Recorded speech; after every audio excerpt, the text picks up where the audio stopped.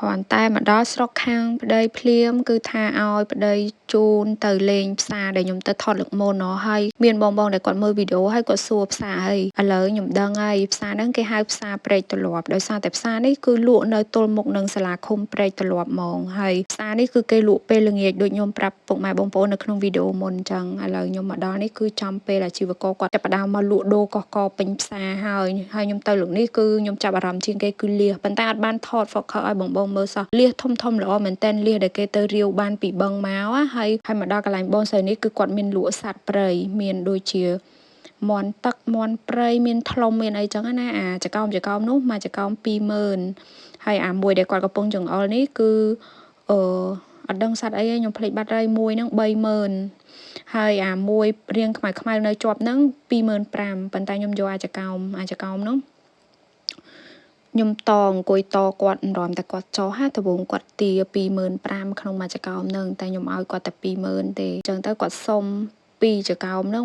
41000គាត់សុំកតុយ1000តចោះតឡើងលើកឡើងក៏យក2ចកោមទៅអស់41000ហើយបន្ទាប់មកទៀតក៏ដើរមើលអ៊ំអ៊ីពូគាត់លក់ហើយមកដល់កន្លែងនេះបងឃើញពងនេះស្គាល់អត់ខ្ញុំអត់ដែរឃើញទេលើកទី1ដំបូងខ្ញុំថាពស់ពងពស់ព្រោះខ្ញុំស្គាល់តែពងពស់ប៉ុន្តែដល់ពេលមើលទៅមិនមែនពងពស់ទេ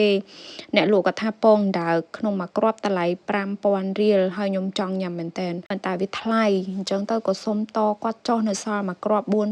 អញ្ចឹងក៏សម្រេចទិញយក5គ្រាប់យកមកញ៉ាំអ៊ីអ្នកលក់នៅនឹងគាត់ថាពងដើកគេអត់ស្ងោរទេប៉ុន្តែខ្ញុំអត់ហ៊ានញ៉ាំឆៅអញ្ចឹងទៅនៅសល់2គ្រាប់ខ្ញុំយកមកដាក់ស្ងោរទៅអាពណ៌លឿងនៅខាងក្នុងហ្នឹងគឺវាឆ្អិនល្មួតឆ្ងាញ់ចំណែកអាពណ៌សនៅខាងក្រៅហ្នឹងគឺវាអត់ឆ្អិនទេវានៅធិលដែរដូចពងមាន់ពងទាចឹងហើយអាហ្នឹងគេហត់ឆៅដើរចេញពីកន្លែងលក់ដើកហ្នឹងមកដល់កន្លែងនេះគឺគេលក់ល្មុតនៅនេះ1គីឡូ2000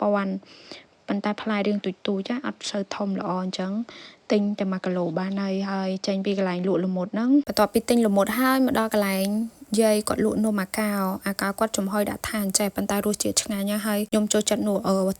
បាយត្រៀបតណើបខ្មៅគាត់ឆ្ងាញ់មែនតើកន្លែងបងស្រីនេះគាត់មានលក់ពោះសង្សឿមានត្រីក្រាញ់បឹងហើយខ្ញុំទិញទៅលើកនេះខ្ញុំអត់បានទិញពោះទេព្រោះមើលទៅដូចអត់សូវតំណងអញ្ចឹងទៅគាត់បានសួរតម្លៃគាត់ថាគាត់លក់មិនដែរអត់បានសួរទេយកតែត្រីក្រាញ់រស់នៅសល់ម៉ានមិញហ្នឹងឲ្យគាត់ចាប់ដាក់ឲ្យទាំងអស់យកទៅអាំង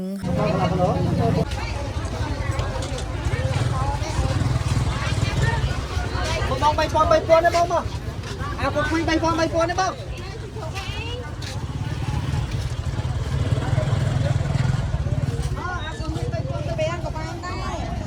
បន្ទាប់ពីទិញបានត្រីក្រាញ់ហើយបកមកកន្លែងអ៊ីវិញគាត់មានលក់ស្ដៅគាត់មួយដុំ1500ហើយផ្កាល្អមែនតើអញ្ចឹងទៅគាត់ទិញ2ដុំពេលដែលខ្ញុំជិះពីផ្ទះទៅហ្នឹងគឺអត់មានកម្រងទិញអីសោះហ្មងខ្ញុំគ្រាន់តែចង់ឲ្យប្តីខ្ញុំជូនទៅដើរមើលគេលក់សត្វព្រៃលក់អីមានលក់របស់ធម្មជាតិអីចឹងណាប៉ុន្តែដល់ពេលទៅដល់ហ្នឹងចាគឺថាអស់ជិត100,000ដែរហ្នឹងហើយមកដល់កន្លែងអ៊ីនេះគាត់មានលក់ជ្រក់ចាមានពព្រាវមានជ្រក់តសក់ជ្រក់អីចឹងទៅមើលទៅតំណងខ្ញុំចូលចិត្តអញ្ចឹងប៉ុន្តែមួយរយៈនេះឈឺកាពះហើយបន្ទាប់ពីចេញពីកន្លែងលក់ជ្រក់មកគឺថាធ្វើដំណើរមកមើលកន្លែងគេលក់កៅកូនក្មេងរត់ទិញឲ្យកូនតែអត់មានសោះកូនខ្ញុំកូនប្រុសអត់សូវសបោកៅភាគច្រើនសតែខោអាវក្មេងស្រីហើយនៅនេះសបោត្រីពុកម៉ែបងប្អូនថៃកែថៃអីក៏ធូរថ្លៃដែរបើកន្លែងបងស្រីនេះគាត់ធ្វើប្រហិតធ្វើពីត្រីធម្មជាតិគាត់ធ្វើខ្លួនឯងលក់ហ្មងរុំបន្លែរុំអីចឹងទៅបន្ទាប់មកក៏ដើរទៅដល់កន្លែងគេលក់ផាត់លើនេះ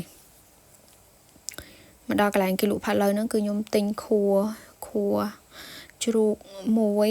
អាខួគេដាក់ចំហុយនៅក្នុងកាពះហើយនឹងទិញផាត់លើនេះ10000ទៀតផាត់លើ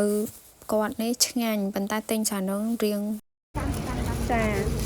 អត់ដឹងមិនសានេះទិញយកទៅញ៉ាំសិនរៀងស្វិតខុសពីរាល់ដង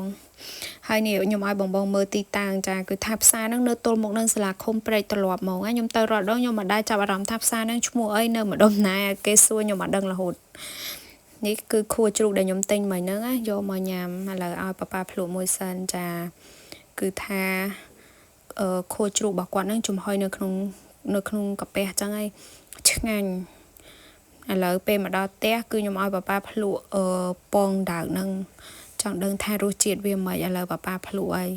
ច ចឹងពុកម៉ែបងប្អូនចាំមើល reaction របស់អ្នកញ៉ាំណាចង់ដឹងថារសជាតិមិនចាគឺមើលទៅឃើញនេះអាសអន្ថលហ្នឹងស្ងោទៅគឺវាអត់ឆ្អិនទេវានៅអន្ថលអញ្ចឹងដែរប៉ុន្តែអាពងក្រហមហ្នឹងឆ្អិនល្មួតឆ្ងាញ់ដូចពងមាន់ពងទាចឹងបើនិយាយពីរសជាតិវាប្លែកខុសពីពងមាន់ពងទាយើងបន្តិចឆ្ងាញ់ប៉ុន្តែបើឲ្យឆ្ងាញ់ដូចពងពោះគឺអត់ដូចពងពោះទេកូនខ្ញុំសាក់ហត់ដែរប៉ុន្តែគាត់អត់ចេះញ៉ាំទេគាត់គ្រាន់តែសាក់ចឹងណាបើអត់បានទេឃើញប៉ាគេញ៉ាំមកគេសាក់ដែរហើយអីអ្នកលក់គាត់ថាអានឹងគេញ៉ាំឆៅអញ្ចឹងបើអីណានៃគាត់ប៉ុន្តែពិតទៅពួកខ្ញុំទិញមកនេះចង់សាកឯងព្រោះអត់ដែរបានញ៉ាំមកនេះទឹកមុខអ្នកញ៉ាំចាសូមអរគុណជម្រាបលាជួបគ្នាវីដេអូក្រោយ